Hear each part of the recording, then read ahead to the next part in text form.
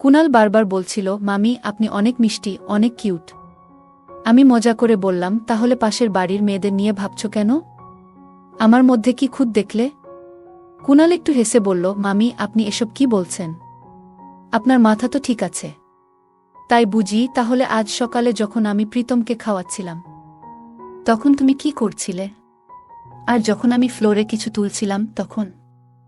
আমার এত কথা শুনে কুনালের মুখ হা হয়ে গেল। সে লজ্জা পেয়ে বলল, সরি মামি। আমি আর তাকে কিছু বলার সুযোগ দিলাম না। আমি তাকে আমার ঘরে নিয়ে গেলাম। আমার নাম পূজা। আমি ৩০ বছর বয়সী বিবাহিত মহিলা এবং আমার বিয়ে হয়েছে ৫ বছর হল। আমাদের একটি ১ বছরের ছেলে রয়েছে। আমি এখনও আগের মতোই আকর্ষণীয় দেখতে ছিলাম এবং সম্ভবত এই কারণেই আমার সম্পর্কে অনেকেই আগ্রহী হয়ে থাকে। বাইরে বের হলেই সবাই আমার দিকে তাকিয়ে থাকে। আমার ভাগনা কুনালের সাথেও এমনই কিছু ঘটে যায়। যদিও আমি তাকে বুঝিয়েছিলাম যে এটি সঠিক নয় এবং এটি জানাজানি হলে সমস্যা হতে পারে, তবুও সে থামেনি। ফলে পরিস্থিতির চাপে আমাকেই শেষমেশ তার কথা মানতে হয়।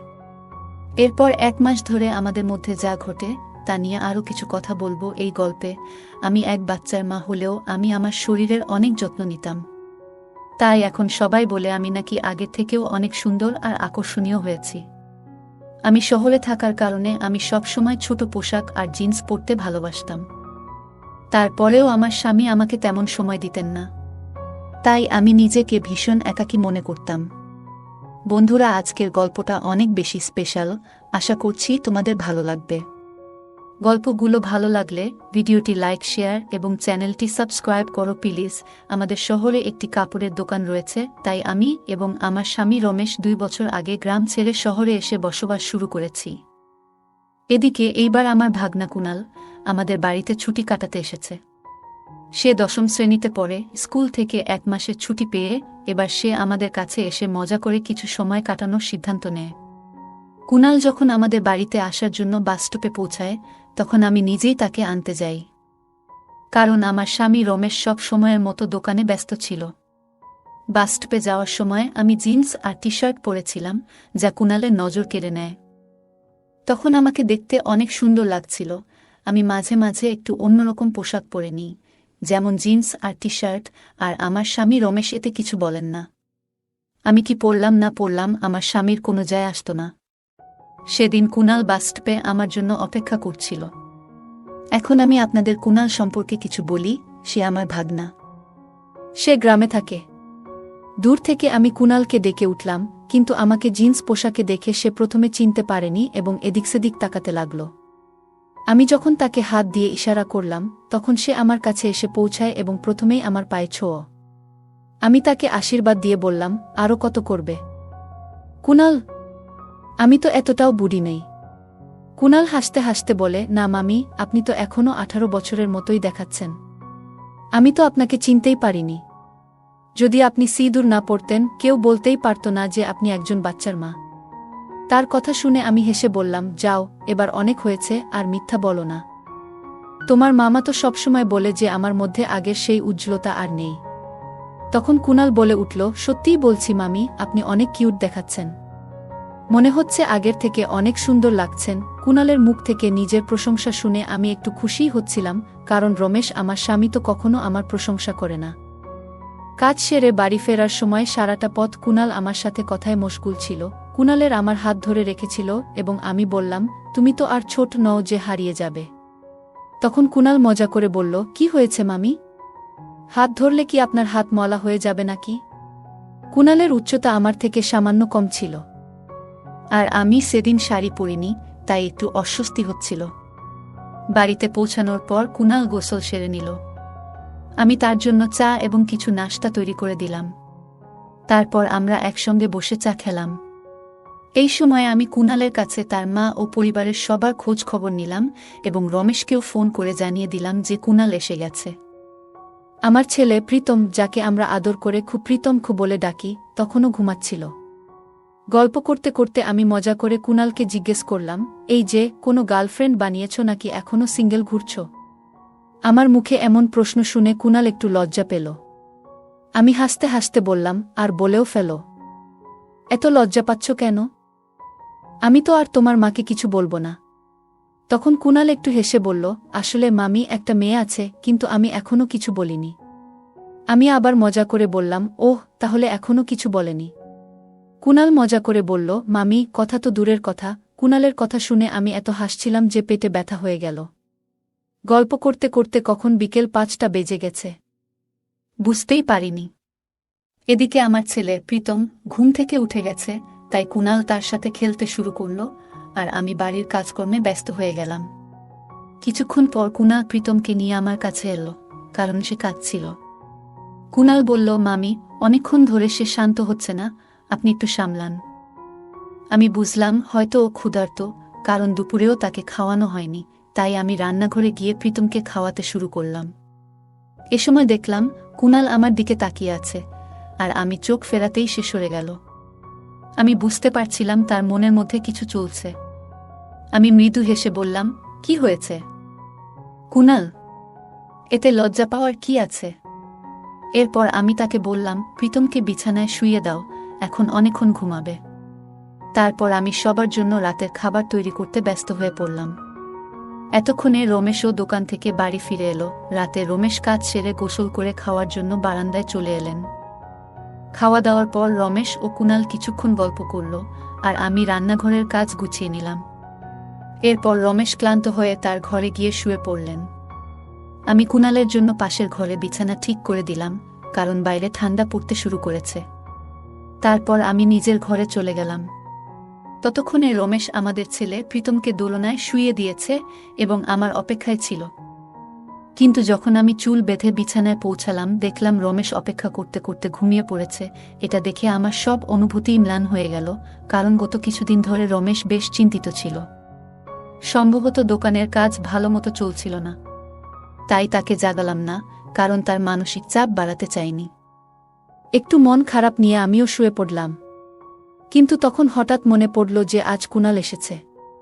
সময় কাটানোর জন্য তার ঘরের দিকে চলে গেলাম। গিয়ে দেখলাম কুণাল বিছানায় শুয়ে সিনেমা দেখছে। আমাকে দেখে সে উঠে বসে বলল, মামি, কি হয়েছে? আপনি এখনো ঘুমাননি? আমি হেসে বললাম, না রে, কিছু না। ঘুম আসছে না, তাই ভাবলাম তোমার সাথে একটু কথা বলি। আমি বললাম, তোমার কাছে চলে এলাম। আচ্ছা, কি দেখছো? কুণাল মুচকি হেসে বলল, কিছু না মামি, ঘুম আসছে না, তাই সিনেমা চালিয়ে রেখেছি। আমি মজা করে বললাম, ওহ, কেমন সিনেমা? কোনো বিশেষ সিনেমা তো দেখছ না? কুণাল লজ্জা পেয়ে বলল, আরে না মামি, আপনি এসব কি বলছেন? তখন আমি হাসতে হাসতে বললাম, কেন? হিন্দি রোমান্টিক সিনেমা তুমি দেখো না নাকি? কুণাল বলল, হ্যাঁ, মাঝে মাঝে দেখি। এরপর কুণালও মজা করে জানতে চাইল, মামি, আপনি কি দেখেন? আমি হেসে বললাম, আরে হ্যাঁ, আমি তো তোমার মতোই মাঝে মাঝে দেখি। কুণাল হাসতে হাসতে বলল, আপনি এত মজার মজার কথা বলেন মামি, ইচ্ছা করে আপনার সাথে সারারাত গল্প করি। আমি হেসে বললাম, 1 মাস থাকলে দেখবে আমার কথা শুনতে শুনতে তোমারও বিরক্ত লাগবে, যেমন তোমার মামার হয়। তখন কুণাল একটু অবাক করে বলল, মামি, যদি কিছু মনে না করেন, একটা কথা বলবো। আমি বললাম, বলো কুণাল, আমি কেন কিছু মনে করব? কুণাল বলল, মামি, যদি আপনার আশেপাশে আমার বয়সী কোনো মিষ্টি মেয়ে থাকে, তাহলে আমার সাথে একটু আলাপ করিয়ে দেবেন। তাহলে আমার ছুটিগুলোও ভালো কাটবে। আমি একটু মজা করে বললাম, ওহ, ভালো তো, এতই সহজ ভাবছ তুমি? কুণাল বারবার বলছিল, মামি, আপনি অনেক মিষ্টি, অনেক কিউট। আমি মজা করে বললাম, তাহলে পাশের বাড়ির মেয়েদের নিয়ে ভাবছ কেন? আমার মধ্যে কি খুদ দেখলে? কুণাল একটু হেসে বলল, মামি, আপনি এসব কি বলছেন? আপনার মাথা তো ঠিক আছে, তাই তো? আমি মুখ গোমড়া করে বললাম, এটা কি বললে? কি মনে করছো আমি কিছু বুঝি না? আজ সকালে যখন আমি প্রীতমকে খাওয়াচ্ছিলাম, তখন তুমি কি করছিলে? আর যখন আমি ফ্লোরে কিছু তুলছিলাম তখন? আমার এত কথা শুনে কুণালের মুখ হা হয়ে গেল। সে লজ্জা পেয়ে বলল, সরি মামি, আমি তো মজাক করছিলাম। আমি হেসে বললাম, আরে সরি বলার কিছু নেই, তোমরা ছেলেরা ঠিক এই রকমই। আগে গম্ভীর হয়ে কথা বলো, তারপর সরি বলে আমাদেরই অপ্রস্তুত করে দাও। তখন কুণাল আমাকে খুশি করতে বলল, মামি, আপনি রেগে গেলে আরও সুন্দর লাগে। আমি একটু মজা করে বললাম, ওটা না, এখন অনেক হয়েছে। এবার ঘুমাতে যাও, আমাকেও সকালে উঠতে হবে। যখন আমি বের হচ্ছিলাম কুনাল আমার হাত ধরে বলল, মামি আমরা তো এখন বন্ধু, কবে আবার আপনার সাথে গল্প করতে পারবো? আমি হেসে বললাম, এত সহজে নয়, সময় হলে দেখা যাবে। তারপর হাসতে হাসতে নিজের ঘরে চলে এলাম। সকালে আমি একটু দেরি করে উঠলাম। ততক্ষণে রমেশ আমার স্বামী বাইরে থেকে হাঁটাহাঁটি করে ফিরেছে এবং কুনালকেও নিয়ে এসেছে। কুনালের চোখে তখনও ঘুমের ভাব ছিল। আমি রমেশকে বললাম, কুনালের এত সকাল সকাল ঘুম ভাঙালে কেন? দেখছ, ওর চোখ এখনো লাল। রমেশ মুচকি হেসে বলল, আরে ছেলেরা সব ঠিক আছে, একটু মজাই তো করছিলাম। রমেশ বললেন, কিছু হবে না পূজা, ধীরে ধীরে অভ্যাস হয়ে যাবে, বলে চা খেতে বসলেন। ততক্ষণে প্রীতমও ঘুম থেকে উঠে গেছে, তাই আমি তাকে খাওয়াতে শুরু করলাম। এরপর রমেশ বলল, পূজা তুমি তাড়াতাড়ি আমাদের জন্য দুপুরের খাবারটা বানিয়ে দাও। আজ কুনালকে দোকানে নিয়ে যাব, সেও একটু দোকান দেখে আসুক। রমেশের মুখে কুনালকে সাথে নিয়ে যাওয়ার কথা শুনে আমার সব আনন্দ মাটি হয়ে গেল। আমি বললাম, এত তাড়াহুড়ো কেন? কালই তো এসেছে, ওকে একটু বিশ্রাম নিতে দাও। রমেশ বলল, এভাবে ঘরে বসে থাকলে ও বোর হয়ে যাবে, দোকানে গেলে মনও ভালো থাকবে। আমি একটু রেগে বললাম, তাহলে আমার কি হবে? আমি তো প্রতিদিনই ঘরে বোর হই। ভেবেছিলাম কুনাল এসেছে, একটু ভালো সময় কাটবে, আর এখন তুমিই ওকে নিয়ে যাচ্ছ। তুমি চলে যাওয়ার পর বাড়িতে কথা বলার মতো কেউ থাকে না। আমার কথাগুলো শোনার পর রমেশ মুচকি হেসে আমার গাল টেনে বলল, আচ্ছা ঠিক আছে, নেব না তাহলে, এখন আর রাগ করো না। তবে সত্যি বলছি, তোমাকে রেগে গেলে আরও সুন্দর দেখায়। আমি মুখ ভার করে বললাম, এত বাড়িয়ে বাড়িয়ে প্রশংসা করতে হবে না। যদি সত্যিই নিয়ে যেতে মনস্থির করেছ, তাহলে নিয়ে যাও, আর বলবে না যে আমি কিছু শুনি না। তারপর আমি দুজনের জন্য খাবার প্যাক করে দিলাম, আর তারা দোকানের দিকে রওনা হলো। সন্ধ্যায় রমেশ ফিরে এসে সোজা স্নান করতে গেলেন, আর কুনাল এসে ঢুকল রান্নাঘরে, যেখানে আমি রুটি বানাচ্ছিলাম। এসেই সে আমার কাঁধে মাথা রেখে বলল, মামি আজ তো আপনাকে ছাড়াই সারা দিন মন বসেনি। আমি হাসি চেপে বললাম, হ্যাঁ জানি, তবে আগে বলো তো আমার জন্য কিছু আনছো কি? কুনাল হেসে বলল, হ্যাঁ মামি, নিয়ে এসেছি। আমি তাকে বললাম, তাহলে তাড়াতাড়ি স্নান সেরে নাও, এরপর আমরা সবাই মিলে খেয়ে নেব। তখন পর্যন্ত রমেশ খাওয়া শেষ করে প্রীতমের সাথে খেলায় ব্যস্ত ছিল। আমি কুনালের জন্য খাবার দিয়ে নিজে বাটিগুলো পরিষ্কার করতে শুরু করলাম। খাওয়া শেষে কুনালও তার প্লেট নিয়ে রান্নাঘরে এসে বলল, মামি আপনি তো অনেক কাজ করেন, নিশ্চয়ই ক্লান্ত হয়ে যান, চলুন আমি কিছুটা সাহায্য করি। আমি হেসে বললাম, ও এখন মামিকে ইমপ্রেস করছো নাকি? কুনাল একটু হেসে বলল, না মামি, তা নয়, তবে আজকাল আপনাকে একটু বেশি ভালো লাগছে। আমি মজার ছলে বললাম, কি ব্যাপার কুনাল, এত ভালো লাগছে কেন? কুনাল লজ্জা পেয়ে হেসে বলল, মামি আপনার সব কথারই উল্টো মানে বের করেন। এরপর আমি নিজের ঘরে গেলাম। রমেশ যেন আমারই অপেক্ষায় ছিলেন, আর প্রীতমকে তিনি প্রতিদিনের মতোই ঘুম পাড়িয়ে দিয়েছিলেন। ঘরে ঢুকতেই আমি রমেশকে জিজ্ঞেস করলাম, এখনো ঘুমাওনি? কি হয়েছে?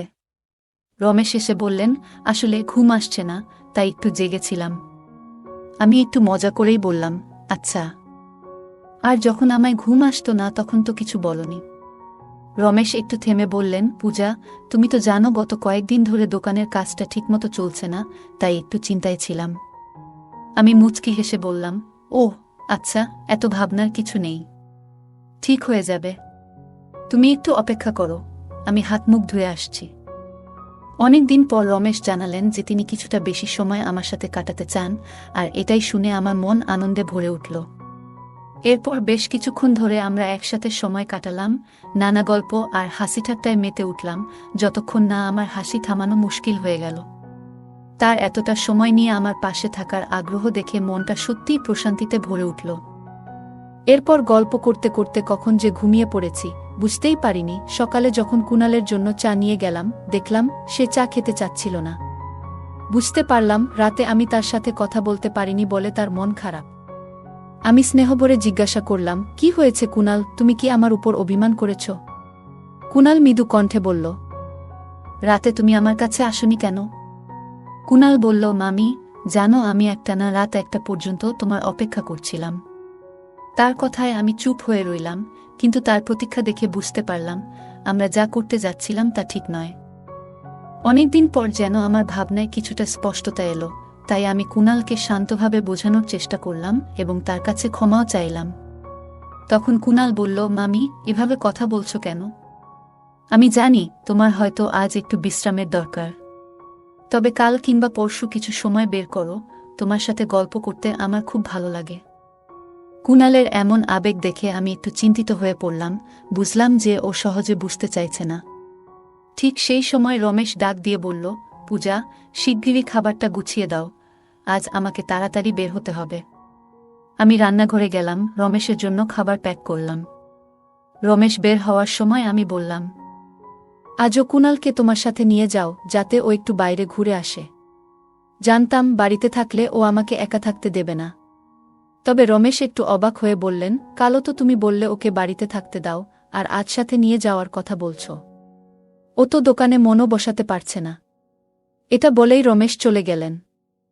কুণাল ঘর থেকে বেরোতেই আমার পিছু পিছু রান্নাঘরে চলে এলো এবং আমাকে বোঝানোর চেষ্টা করতে লাগল, প্লিজ মামি, একটু ভাবো। তার এমন অনুরোধ দেখে বুঝতে পারছিলাম সে হয়তো সহজে মানবে না, এবং তার এই জেদটার কারণও আংশিকভাবে দায়ী আমি নিজেই। অবশেষে ভাবলাম, আচ্ছা কুণাল, ঠিক আছে, চলো ঘরে যাই। কিন্তু তখনই কেন যেন আমার চোখে জল চলে এলো। কুণাল সেটা দেখে অবাক হয়ে জিজ্ঞেস করল, মামি, তুমি কি সত্যিই খুশি নও? তার প্রশ্ন শুনে অজান্তেই আমার চোখ ভিজে উঠল, আর আমি তার পায়ের কাছে বসে বললাম, প্লিজ কুণাল, আমাকে ক্ষমা করে দাও। আমারই ভুল ছিল, তোমার সাথে এমন মজা করা উচিত ছিল না। যেদিন তুমি এখানে এলে তখন থেকেই কেমন একটা অস্থিরতা অনুভব করছিলাম। বুঝতে পারছিলাম তোমার প্রতি একটা অদ্ভুত টান অনুভব করছি, কিন্তু পরে বুঝতে পারলাম এটা ভুল। এটা ঠিক নয়, তুমি তো আমার ছেলের মতো। আমাদের সম্পর্কটা এমন হওয়া উচিত নয়। প্লিজ আমাকে ক্ষমা করো। আমার কথা শোনার পর কুণাল আর এক মুহূর্তও সেখানে থাকেনি। দ্রুত নিজের জিনিসপত্র গুছিয়ে গ্রামের বাড়িতে ফিরে যাওয়ার সিদ্ধান্ত নিল। সেও তার ভুল বুঝতে পারছিল। আসলে প্রতিটা সম্পর্কের একটা সীমা থাকে, যা অতিক্রম করা ঠিক নয়। গল্পে কুণালের প্রতি মাতৃসুলভ মমতা এবং কুণালের কিছু আবেগের কারণে একটি সীমানা অতিক্রম করার প্রবণতা তৈরি হয়েছিল। তবে সময়মতো ভুল স্বীকার এবং সঠিক সিদ্ধান্ত গ্রহণ তাদের সম্পর্ককে সঠিক পথে ফিরিয়ে আনে। এই গল্পে কুণালের প্রতি মূল চরিত্রের মমতা এবং স্নেহ ছিল মাতৃসুলভ, কিন্তু যখন সেই মমতা এবং স্নেহ কিছু সীমারেখা অতিক্রম করার পর্যায়ে পৌঁছে যায়, তখন তিনি উপলব্ধি করেন যে সম্পর্কের একটি নির্দিষ্ট সীমানা থাকা উচিত। প্রতিটি সম্পর্কের মধ্যে কিছু অপ্রকাশিত সীমা থাকে, যা অতিক্রম করা সম্পর্ককে জটিল করতে পারে এবং ভুল বোঝাবুঝি তৈরি করতে পারে। কুণালের প্রতি তার আবেগ ছিল ভালোবাসার মতোই, কিন্তু সেই ভালোবাসা যেন ভুল পথে না যায় সেদিকে মনোযোগী থাকা প্রয়োজন ছিল। প্রায়শই সম্পর্কের সমস্যাগুলির সমাধান খোলামেলা কথোপকথনের মধ্যেই নিহিত থাকে। গল্পের মূল চরিত্রটি কুণালের সঙ্গে সোজাসুজি কথা বলেন এবং নিজেদের মধ্যে সৃষ্ট ভুল বোঝাবুঝির সমাধান করেন। তার খোলামেলা কথোপকথন কুণালকে নিজের অবস্থান এবং অনুভূতির ব্যাপারে সচেতন হতে সহায়ক হয়। এই ধরনের সৎ এবং সরল যোগাযোগ আমাদের ব্যক্তিগত জীবনের বিভিন্ন সম্পর্কের সমস্যাগুলো সমাধানে অত্যন্ত গুরুত্বপূর্ণ। গল্পে আমরা দেখতে পাই যে সংযম এবং আত্মনিয়ন্ত্রণ একটি সম্পর্ককে সঠিক পথে রাখতে কতটা সহায়ক হতে পারে। মূল চরিত্রটি বুঝতে পারেন যে তার আবেগকে নিয়ন্ত্রণে রাখা জরুরি, কারণ তা সম্পর্কের সৌন্দর্য এবং মর্যাদাকে হুমকির মুখে ফেলে দিতে পারে। এই শিক্ষা আমাদের মনে করিয়ে দেয় যে আমাদের আবেগ এবং অনুভূতির প্রতি সংযম থাকা অত্যন্ত প্রয়োজনীয়, বিশেষত তখন যখন সেগুলো সম্পর্কের সীমানা অতিক্রম করার ঝুঁকিতে থাকে। গল্পের শেষের দিকে কুণাল নিজের ভুল বুঝতে পেরে নিজেকে দূরে সরিয়ে নিয়ে যায়। এটি সম্পর্কের মর্যাদা এবং সীমা রক্ষা করার জন্য তার নিজস্ব সিদ্ধান্ত। প্রতিটি সম্পর্কের ভিত্তি হল পারস্পরিক সম্মান, যার অভাবে সেই সম্পর্ক অবমূল্যায়িত হতে পারে। কুণাল এবং মূল চরিত্রের মধ্যে সম্পর্কের প্রতি এই শ্রদ্ধাবোধ এবং বোঝাপড়া তাদের ভুল বুঝতে এবং একে অন্যের প্রতি শ্রদ্ধা প্রদর্শন করতে সহায়তা করে। গল্পটি শেষ পর্যন্ত আমাদের জানায় যে প্রতিটি ভুলই একটি শিক্ষা। এই অভিজ্ঞতা তাদের উভয়ের জন্য শিক্ষণীয়, যা ভবিষ্যতে তারা সম্পর্কের ব্যাপারে আরও সচেতন এবং সংযত হয়ে উঠতে পারবেন। গল্পটি দেখায় যে ভুল থেকে শিক্ষা নিয়ে তা পরবর্তীতে সঠিক পথে পরিচালিত করাই সবচেয়ে বড় আত্মোন্নয়ন। অতএব এই গল্পটি আমাদের বোঝায় যে সঠিক সম্পর্ক বজায় রাখতে পারস্পরিক বোঝাপড়া, শ্রদ্ধা এবং সীমানার প্রতি সম্মান থাকা অত্যন্ত প্রয়োজন। আবেগ থাকা সত্ত্বেও সংযম বজায় রাখা, আত্মনিয়ন্ত্রণ করা এবং সম্পর্কের মর্যাদা রক্ষা করা হল এই গল্পের প্রধান শিক্ষণীয় বিষয়। বন্ধুরা, যদি এই গল্পটি ভালো লেগে থাকে তাহলে দয়া করে ভিডিওটি লাইক করুন এবং আমাদের চ্যানেলটি সাবস্ক্রাইব করুন। পাশে থাকা বেল আইকনটি প্রেস করুন যাতে করে আমরা যখনই নতুন ভিডিও আপলোড করি তার নোটিফিকেশন সবার আগে আপনার কাছে পৌঁছে যায়। ধন্যবাদ, দেখা হবে আমাদের পরবর্তী ভিডিওতে।